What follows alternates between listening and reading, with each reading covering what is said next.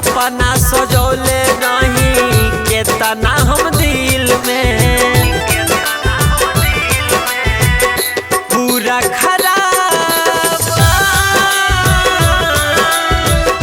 पूरा खराब जिंदगानी हो गइल।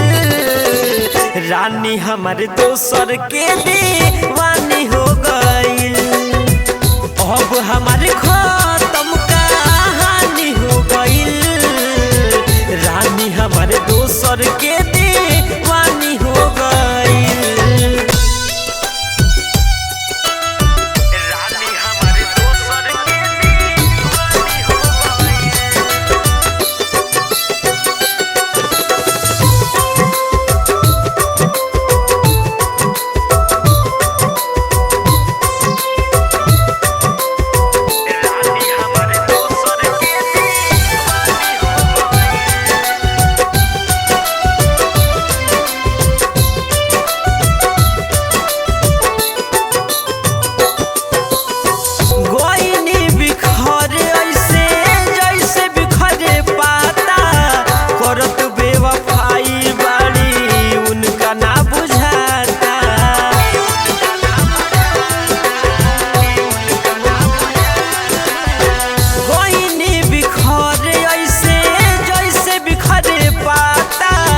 करत बेवफाई बाड़ी उनका ना बुझाता।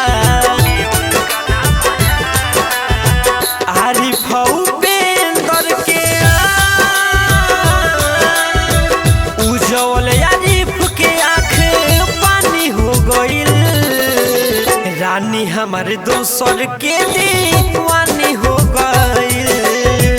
अब हमारे खत्म कहानी हो गइल। रानी हमारे दोसर के